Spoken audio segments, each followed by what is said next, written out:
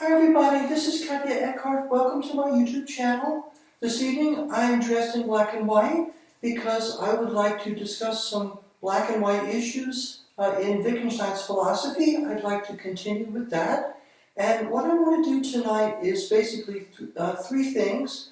I would like to explain how Wittgenstein in the Tractatus Logico-Philosophicus, this work I was discussing last time, dissolves a certain kind of philosophical question. That's the first thing. The second thing I'd like to do is make some comments about what Wittgenstein calls the problems that really concern us, his view of mysticism, just a little bit about that. And then I want to conclude tonight's video by reading the next installment of comments from my own work in progress, Tractatus Theologico-Philosophicus, this overview of the new theological perspective that I'm developing, and this kind of new angle at which I'm coming from that. So I wanted to dress again in a kind of scholarly way this evening, but with a little bit of European chic this time. So let me just model that for you. I hope everybody is having a good evening, and happy Thanksgiving. That's going to be here later this week. I hope everybody who celebrates that has a wonderful time with family and friends. It's a lot of fun, and it can be very enjoyable. And try not to get into any political arguments at the dinner table. Try to have fun. But in any event, let me go and just say a little bit about the Tractatus, a little bit more about that for this evening's video. So the first thing I want to talk about is how Wittgenstein in the Tractatus sketches a way or proposes a way of kind of dissolving a certain philosophical problem that people have thought about a lot in the philosophy of language, for example. Wittgenstein cuts through that in a very interesting way. So let me briefly describe how he does that. So the basic idea is that when we talk about the logical constants, those are things like conjunction, the word and, or disjunction, the word or the conditional if-then, and these kinds of logical constants that you can use to connect different propositions together to form more complex ones, like the store is down the street and the church is 5 miles beyond that, or either Tim went to the football game or he stayed home, or if somebody comes to dinner, then we will be having a celebration for them when they arrive. Those kinds of statements where we put different propositions together, we use the connectives to put these more complex propositions together out of more basic ones. Those are called the truth functional connectives or the logical constants. Now, a lot of philosophers have spent a lot of time trying to explain the meanings of the logical constants of the truth functional connectives. What is the meaning of and insofar as it's used in those kinds of complex sentences, or if then, or the negation operator. Tim is climbing a tree, or it's not the case, Tim is not climbing a tree. That's another logical constant. But what are the meanings of those? And a lot of philosophers of language, particularly in the 20th century, have spent an inordinate amount of time coming up with various theories of meaning about what the logical constants, what are the meanings of the logical constants. So they're like these particular objects or senses or meanings that the logical constants express and that we need to give a philosophical account of. Now, Wittgenstein says that the logical constants don't have any meaning. In fact, the logical constants disappear when we rewrite one of those complex propositions in a logically perspicuous way that he describes in the Tractatus. Now, what is that? Let me give you a very brief example. Suppose we take a conjunction like, it is raining and the leaves are falling off the trees. So that's a statement of two propositions put together into a conjunction. So we might call the first proposition P and the second proposition Q. So the conjunction is P and Q, P and Q. Now in the Tractatus, Wittgenstein says that the logically perspicuous way of expressing a conjunction is not with P and Q or with the ordinary language sentence, it's raining and the trees are dropping their leaves or whatever. It's what he calls a truth table. And a truth table is simply a way of showing how the proposition as a whole comes out true depending on what truth values you assign to its parts. So in a proposition like P and Q, the only time that proposition is true is when both P and Q are true. So if P is true and Q is true, then the entire proposition P and Q is true. That's the first line of the truth table at the end. If P is true and Q is Q is false, then the whole thing is false. That would be the second line. If P is false and Q is true, the whole thing is false. And if both P and Q are false, then the entire proposition is false too. So the last line of the truth table is T for true, F for false, F for false, F for false. T, F, F, F. And Wittgenstein's idea, it's a brilliant idea in the Tractatus, is that last line, that is the most perspicuous rendering of the logical form of that proposition. And when you look at that T, F, F, T, lo and behold, there's no logical constant. The and, the conjunction, doesn't occur there. There's just a list of truth values that show you how the proposition comes out, and then you can look back to what the assignments are that yield each one of those. So you would have TT equals T, TF equals F, FT equals F, and FF equals F as well. So that whole truth table, let's say, that is a perspicuous expression of the proposition that shows its logical form. And nowhere in that perspicuous propositional expression is the word and or the conjunction. So Wittgenstein says, well, the logical constants don't have any meaning.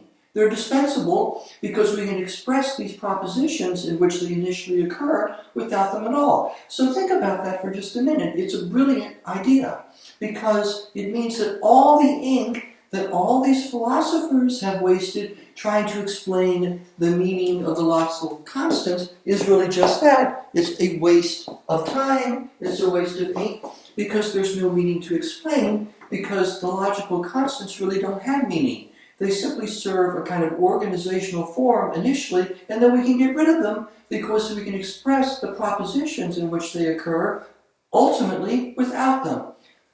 So this is a brilliant idea, and that's the one point that I wanted to make. Now, let me say something briefly about Wittgenstein's view about the problems that really trouble us, the problems that really concern us, the problems of the meaning of life, ethics, how to be a good person, all of those things. And Wittgenstein makes a couple of very, very interesting comments in the Tractatus about that. One comment he makes is that once we get clear about logic, which we've just been doing a little bit, I've given you a taste of how he seeks to do that. Once we get clear about logical form and we come up with a perspicuous representation of it, like the truth tables, once we are clear about science and the empirical truths and the laws of nature that govern the universe as much as we can, we still feel that the problems, the most important problems that grip us, have not been solved. Problems like the meaning of life, problems about how to be happy, and so forth, how to be a good person, ethical problems and issues like that. So that's one thing that Wittgenstein says that I think is very interesting. And he also says something in the Tractatus along these lines, that, well, the world of the happy man is totally different from the world of the unhappy man. He doesn't mean that they literally live in two different universes. He's saying that it's as if they do, but what's interesting is that both of them can understand logic, the way Wittgenstein perspicuously represents it in the Tractatus. Both of them can understand natural science.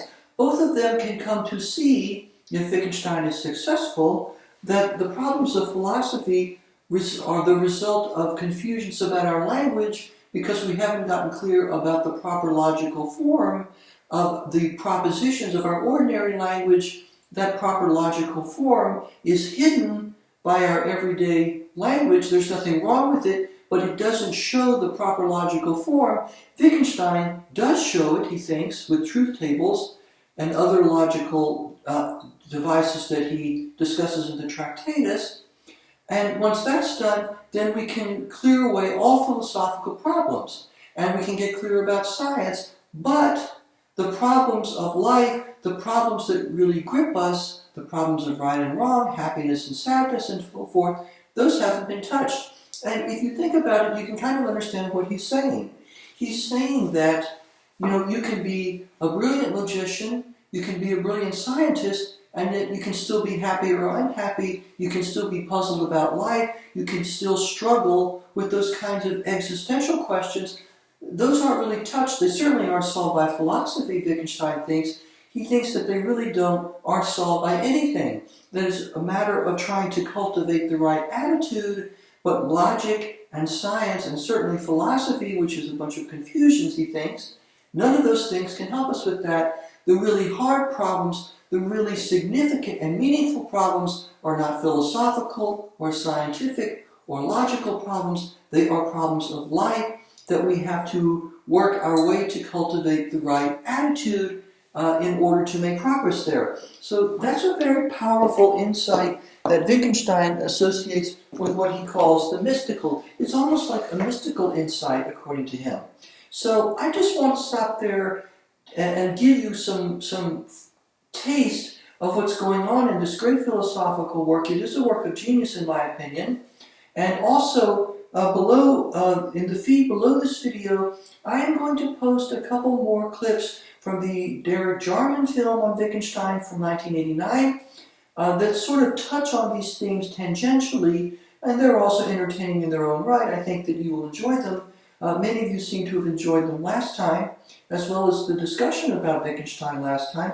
So I hope that you'll enjoy this, and you can look at those clips if you'd like. I will again post them in the feed under this video. But let me now finish tonight's presentation by reading from my own work inspired by Wittgenstein Tractatus, although I'm going in a more theological direction. So let me read that for you. Just a few remarks that I've been working on recently. I've also changed the numbering a little bit. The numbers were getting too long, so I've tried to shorten that. I've tried to condense that so that it won't take up so much time reading it. So let me just read you a few comments that I came up with recently.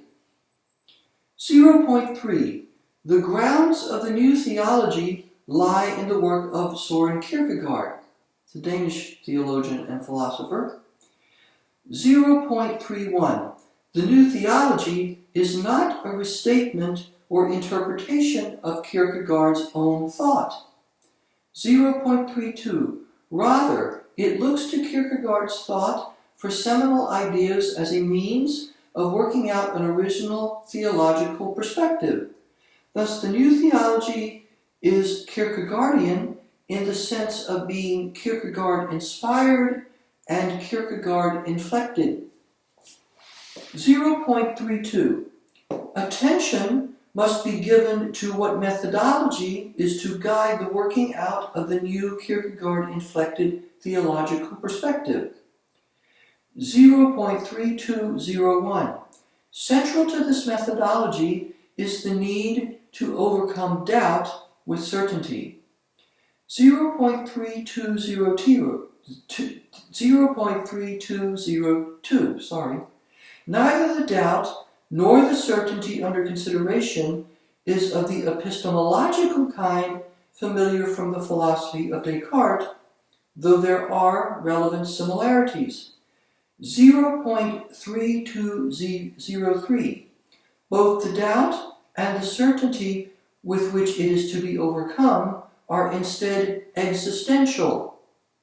We seek a total life orientation that with absolute certainty is not susceptible to corrosive doubt about its ongoing viability. 0.3204. Since our goal is absolute existential certainty, and since starting with Descartes, much of modernity has been preoccupied with the quest for some sort of certainty, in an important sense, the new Kierkegaard-inspired theology is thoroughly modern. 0.32041.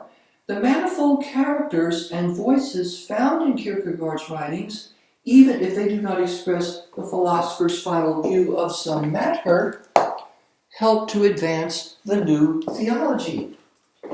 0.32042.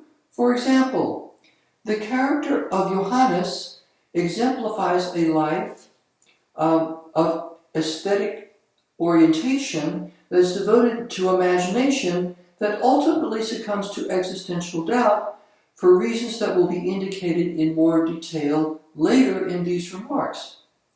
0.32043. The character of Judge William proposes ethical life orientations devoted to the divinely ordained institution of marriage, or to the sovereignty of the individual's will that also engender existential doubt. 0.32044. According to the character of a Jutland pastor, that's a part of Denmark, before God, one is always in the wrong. The new theology probes this claim in connection with original sin. 0.33. Kierkegaard suggests that original sin is the quality Adam and subsequent humans possess in virtue of their freely choosing to sin. But then someone who freely chooses never to sin would not share the quality of original sin, which implies the heresy of Pelagianism. 0.331. Original sin is better construed as our inability to attain ethical perfection on our own part, since no matter what we choose, each of us either will or could be bound by conflicting moral requirements we cannot jointly satisfy. Thus, before God, we are always in the wrong. And some of you will remember that I have discussed that last point in previous videos with some ideas that I find very interesting in the work of a philosopher named Lisa Tessman. But that's all I wanted to talk about this evening. I wanted to give you some more insights into Wittgenstein's philosophy. I wanted to share with you some more comments from my own work that I hope you will find interesting. And so again, thank you for spending a little bit of time with me and bearing with me through what I realize may be extremely difficult or unusual material to many of you, but I hope that you find it interesting. I hope that you find it intriguing and that it will pique your curiosity. If you have any questions or any comments, I also encourage you to leave them in the video, in the comment section under the video. I will do my best to answer them. Thank you very much for joining me and spending a little time with me. I really do appreciate your patience. As always, I wish everybody a peaceful and a restful and a happy, relaxing, good evening. Please be good to one another. Please be good to yourself. I care for all of you. And again, I really appreciate your spending some time with me. Until my next video, which I hope I will make next week or in the not too distant future, this is Katje wishing you a good night and also wishing everybody a really happy Thanksgiving. Thank you so much for joining me. Bye-bye.